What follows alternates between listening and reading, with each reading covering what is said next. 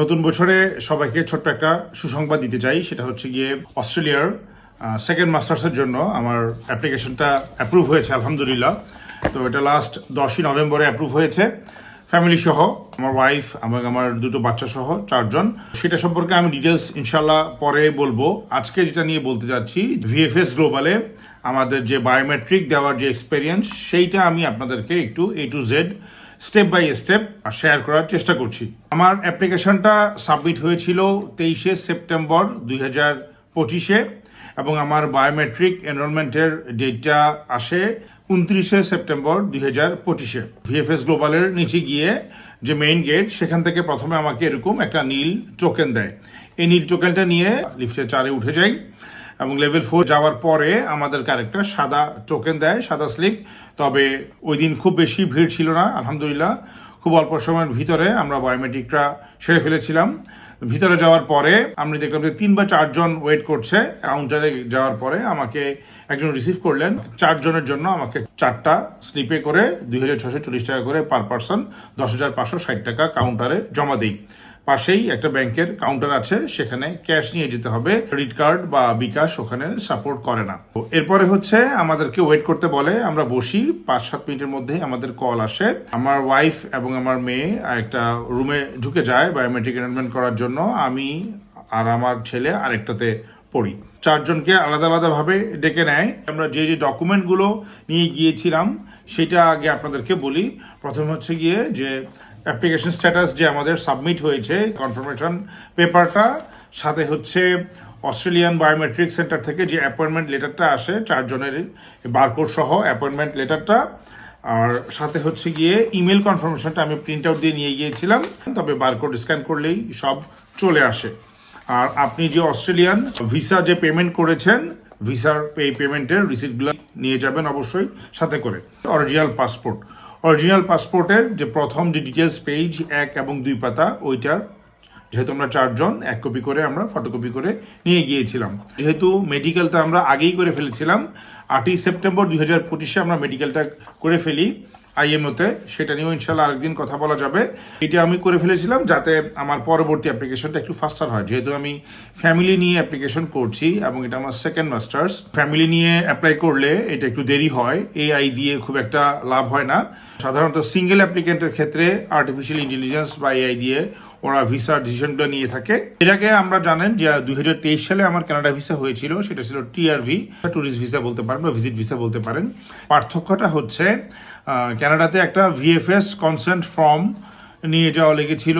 ওইটাকে 2 set print out করে fill up করে সাইন করে পাসপোর্ট অনুযায়ী নাম ঠিকানা লিখে নিয়ে যাওয়া লেগেছে। কিন্তু এইখানে অস্ট্রেলিয়ান ভিএফএস গ্লোবালে এখানে কিন্তু আমাকে কোনো VFS consent form print out করে বা ফিল আপ করে নিয়ে যেতে হয় নাই। অনেকেই জিজ্ঞেস করেন যে ভাই এটা কি কোনো ইন্টারভিউ কিনা? এটা কোনো ইন্টারভিউ না, এটা একটা অ্যাপ্লিকেশনেরই একটা প্রসেস বা স্টেপ পার্ট। 23শে সেপ্টেম্বর আমার অ্যাপ্লিকেশনটা সাবমিট হয় অনলাইনে, কিন্তু 29শে সেপ্টেম্বর বায়োমেট্রিকটা দিয়ে আসার পরেই কিন্তু ভিসা অ্যাপ্লিকেশনটা পরিপূর্ণ হয় বা পরিপূর্ণভাবে সাবমিট হয় বলা যায়, যেটাকে আমরা কথ্য ভাষায় বলি ফাইনাল সাবমিশন। আসলে ফর্মালি আমার জানা মতে ফাইনাল সাবমিশন বলে কিছু নাই। আমরা যেটাকে বলি যে বায়োমেট্রিক দিয়ে আসলে সেটাকে আমরা বলি মৌখিকভাবে আর কি, যে ফাইনাল সাবমিশন। ওখানে মূলত যেটা করে, তাকে আপনার নাম, পাসপোর্ট অনুযায়ী আপনার নাম, ডেট অফ বার্থ জিজ্ঞেস করবে। ওখানে কর্নারে একটা ক্যামেরা থাকে, সিসি ক্যামেরা, এবং সামনে একজন অফিসার বসে থাকেন। তো উনি আপনাকে আপনার নাম বা ডেট অফ বার্থ, কোন ক্লাসের জন্য আপনি ভিসা অ্যাপ্লিকেশন করেছেন, সাধারণত এই 3টা কোয়েশ্চেন করে থাকে। যেহেতু আমার সাব ক্লাস 500, সেটাকে বলতে হয়েছে যে আমি স্টাডি পারমিটের জন্য অ্যাপ্লাই করেছি। এরপর হচ্ছে গিয়ে আমাকে প্রথমে এই 4টা আঙ্গুলের, বাম হাতে 4টা আঙ্গুল, পরবর্তীতে ডান হাতে 4টা আঙ্গুল এর বায়োমেট্রিক নিল। এরপর হচ্ছে 2টা থাম্ব একসঙ্গে বায়োমেট্রিক নিল। এরপরে ফেসের ছবি তুললো। ওনাদের সাথেই ক্যামেরা আছে, বাড়তি কোনো ছবি নিয়ে যাওয়ার প্রয়োজন নাই। টোটাল প্রসেসিং করতে আমার 10 থেকে 15 মিনিটের বেশি লাগে নাই। ওয়াইফ যখন বেরিয়ে আসলো তাকে আমি জিজ্ঞেস করলাম, সেম প্রসেসে ওনাদেরকেও একই কথা জিজ্ঞেস করেছে, একইভাবে বায়োমেট্রিকটা নিয়েছে। সো খুব সিম্পল, কমপ্লেক্স কিছু নাই। কানাডিয়ান ভিএফএসে আমাকে প্রায় 5-5.5 থেকে 6 ঘন্টা কিন্তু ওয়েট করা লাগছিল, প্রচণ্ড ভিড় ছিল। সেইটা কিন্তু অস্ট্রেলিয়ান ভিএফএস গ্লোবাল সেন্টারে আমি এখানে পাই নাই, ঢাকাতেই। দুইটাই কিন্তু একই বিল্ডিংয়ে, পাশাপাশি 2টা চেম্বার। অস্ট্রেলিয়ানে যেহেতু এখানে পাসপোর্ট জমা দেওয়ার কোনো ইস্যু নাই, ওখানে পাসপোর্ট নিয়ে যেতে হয়েছে, পাসপোর্ট স্ক্যান করেছে, আবার সাথে সাথেই কিন্তু আমাদেরকে এই ধরনের রিসিট এবং প্রিন্ট আউট সহ আমাকে অরিজিনাল পাসপোর্ট সহ ফেরত দিয়ে দিয়েছে।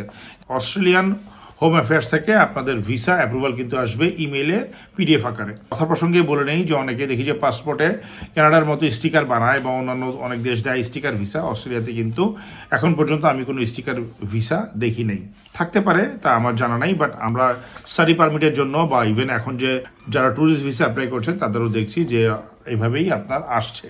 কানাডিয়ান ভিএফএস গ্লোবালে আমাদের কিন্তু বাচ্চাদেরকে তখন নিয়ে যাওয়া লাগে নাই, কারণ নিয়ম ছিল যে 14 বছরের নিচে বায়োমেট্রিক লাগে না। কিন্তু এখানে দেখলাম যে না, আমাদের 4 জনকেই যাওয়া লেগেছে। বাচ্চাদেরও থাম্ব ইমপ্রেশন বা আঙ্গুলের ফিঙ্গার ইমপ্রেশন এবং ছবি সবগুলো তোলা হয়েছে। এবং ফাইনালি 10ই নভেম্বর আলহামদুলিল্লাহ আমাদের ভিসাটা চলে আসে।